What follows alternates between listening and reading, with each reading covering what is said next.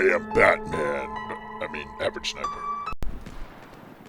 What's up, guys? Average Sniper here, and welcome to another episode of Learning to Snipe in Battlefield.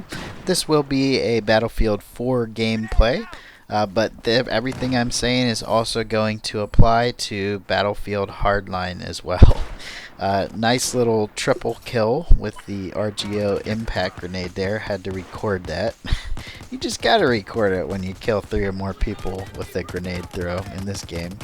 Anyway, I wanted to talk to you guys about a couple things today, but I'll start with my own teammate killing me there. I'll start with the FLIR scope. I'm actually playing on Operation Operation Outbreak, and I'm playing Conquest, which is what I have been playing lately. And yeah, so the FLIR scope works obviously really good in low light environments where you need the enemies to light up. And I pretty much exclusively use the FLIR scope only on levels like Operation Outbreak or night maps, or on Battlefield Hardline like Grow House, or the bank job at night, or the night woods, or even the regular woods map. The FLIR scope will work in any situation, but you got to be careful because it's not going to work well for long shotting. It's going to be a good close to mid-range sniper accessory. And I think I have made one video about the FLIR scope before. The FLIR scope actually has a built-in rangefinder. So for you guys on Battlefield Hardline that ask me questions about how do I find the range and things like that, using the FLIR scope will actually give you a range readout when you scope in. And in Battlefield Hardline, they don't have a rangefinder attachment like they do in Battlefield 4. So this might actually help your sniper game a lot if you can remember to check the rangefinder readout. See right there, it tells me the range. Now, like I said, the FLIR scope is not going to pick up enemies that are like 400 and 500 meters away. They're going to be basically impossible to see. So even if you're doing long distance sniping, the rangefinder is not going to work very well because you have to be able to see the enemy. But if you want to test out some distances, like say you wanted to test out how far away the gas station is from the mountain on Battlefield Hardline map, Dust Bowl. So I almost forgot the name of Dust Bowl. Oh my god, it's like one of my favorite maps. If you want to test out how far away that is, you could put the FLIR scope on for a round and just do some aiming to see how far. It works really good. But fortunately in Battlefield 4 we have the rangefinder, so we don't have to use the FLIR scope to find range. One of the problems with Battlefield Hardline, I thought, was trying to figure out how far away your enemies are, especially when you're new to the Battlefield series and you don't necessarily have the mechanics or physics of the game down. Once you start figuring that out, you can kind of estimate range pretty good. But this is a three-dimensional environment, a three-dimensional game environment. It's not real, so it's not like you could use real life discipline to determine how far away somebody is on this game. It's all about the game mechanics and getting used to it. So use that rangefinder if you need it. Second obvious good thing about the FLIR scope is that it lights your enemies up. Black background, white hot enemies, and as far as I know, there's no perk or anything they can use to hide from it. I used to hate it how when I played Call of Duty and used a thermal scope, there'd be enemies that could put cold-blooded on and hide from you. Well, that's not going to happen in Battlefield. Every enemy will be lit up white hot on your map, and it'll be pretty easy to see them and to shoot them. One of the downsides of the FLIR scope is that it only zooms in 2 times. And I like my scopes to zoom in. I think the perfect scope, honestly, is the 8 times scope. But I can work with the 6 times scope. I can even work with the ACOG, but any lower than 4 times, and it just becomes difficult to snipe unless you're really good at the close range sniping. So if you're using the FLIR scope, I highly suggest close to mid range, unless you are a sniper beast and you can hit those long shots without having to have a scope. The scope's in that much. It is possible. I do know I have seen some people put on like the Coyote red dot sight on their sniper rifles and use all close range. You pretty much want to have a one-shot kill gun for that because in my opinion, a real sniper scope on an actual sniper rifle is easier to use than a red dot sight. Maybe it'd be easy if you're coming from you know, a background where you heavily use assault rifles or machine guns or something that only requires the little red dot sight. But in for me, being a sniper for so long, it's actually easier for me to snipe than it is to use an assault rifle. Not at close range. Obviously, anyone can use an assault rifle or a machine gun at close range and do good with it. Not saying you will, but it's possible. But using a sniper rifle at different distances takes a lot of practice. It's a one-shot kill, so you have, I mean, it's one-shot bolt action, almost all the sniper rifles, so you have to be real careful about that, and you have to be accurate. So, having said all that, I would like to move on to the next thing I want to talk about, because I'm kind of going all over the place here. Not really, but I feel like it. Anytime I get off subject a little bit, I feel like I'm just going all over the place. I just have to learn to keep talking about nothing. No, I'm kidding.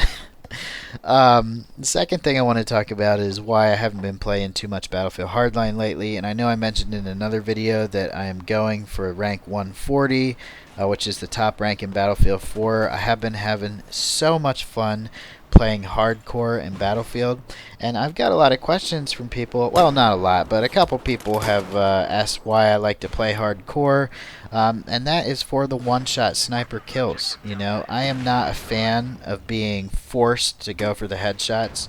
No doubt it takes a lot of skill, you know, to go for the headshots and get those kills, and I love going for headshots, but I don't want to be forced to do it, and that's why I like to play hardcore, because the sniper rifles in Battlefield 4 should be more powerful than they are. And when I started playing hardcore, I found a balance to the game that I hadn't found before. For example, when an enemy is wearing the defensive perk that gives them 10% less damage to the chest because of that chest armor they have, when you are, you know, directly in front of them, you can shoot them with an anti-material rifle and just get a hit marker. You know, it does a lot of damage, but the bolt action's not fast enough to follow up, and if you're that close, you're not going to be able to switch weapons and follow up with a kill shot. So from the very first time I played Battlefield 4, I found that the run and gun sniping was unbalanced, and basically in order to be a good sniper, you either needed a very supportive team all the time, or you needed to hang back and play strategically. Nothing wrong with playing like that, but I'm more of an aggressive sniper. I like to be in close to the action. I like to get lots of kills. I don't like to be sitting 100 meters away or more. 100 meters away in this game isn't very far, but you know what I mean. I have like ADD when it comes to video games. I have to be moving around. I have to be shooting. I am not a very good camper. I can lock down one position of the map and kind of camp that way, but I can't lay down on a rock, you know, 300 meters away from the action and just take pot shots at people. Even if I do get a fair amount of kills, it's boring to me. So that's why I like to play hardcore. I don't like it because it's easier. It's really not. You have to react so fast in hardcore. You have to be ready for the enemies, and if you don't know the map, forget about it. You're going to get owned. So hardcore is basically the mode I would recommend if you're looking for those one-shot kills and you're already pretty familiar with the maps. It is not a good way to learn new maps. You also have to be acceptable with the other guns getting very quick kills. The assault rifles, carbines, light machine guns, those are all going to kill you incredibly fast in hardcore. So it does balance out. Even though you can one-shot kill with a sniper rifle, I find it so much easier. Say I run out of bullets and I pick up someone's light machine gun. The first time I picked up someone's light machine gun, I went on a killing streak. I didn't even have to aim the thing. I was just holding down the trigger and dropping people like crazy. So and that's kind of how it would be in real life. So if you're asking for the one-shot sniper bullet kill, you have to be okay with the other guns killing you twice as fast as they would in regular court. And you will run into players that seem to take advantage of that, and use, cheap weapons in hardcore. But that is kind of what hardcore is all about. It's about a more realistic style of gameplay, and that is what I like. I like realism in my video games to the point where it's still a video game, but it emulates real life because I like shooters. And that's part of the reason I don't like the latest Call of Duties, because they just seem too childlike and cartoony to me. They don't seem like an actual shooter. I've been having so much fun playing Battlefield 4 and Battlefield Hardline. I wish there were more hardcore servers in Hardline, but they actually balance the sniper rifles better in Hardline, to the point where if you put the right attachments on, if you upgrade your bullets to the Magnum rounds, you can get those one-shot kills. And most of you guys already know this, so in Hardline, I will play regular core no problem, but in Battlefield 4, I prefer hardcore. So if you are watching this channel and you've been looking for a game where you can get one-shot sniper kills and be an aggressive sniper, but you might have avoided Battlefield because you know it's a two-shot chest kill, 95, let's say 95% of the time, just throw that out there, unless you go for the headshot, then try this out. And like I said, there's nothing wrong with going for headshots. It's just a matter of not being forced to have to do it even when you're super close, and a chest shot should kill them. Well, thanks for watching, guys. I appreciate that. I'll see you on the next episode of Learning to Snipe in Battlefield. I'll see you guys next time.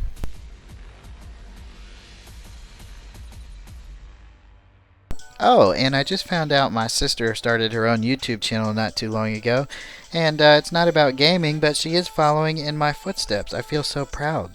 Anyway, if you guys like dancing with hula hoops, and I know you do, don't lie, you probably do it all the time, check out her channel. Just click anywhere on the screen to see it. If you're on a tablet or phone, just go to the video description. I'll have a link.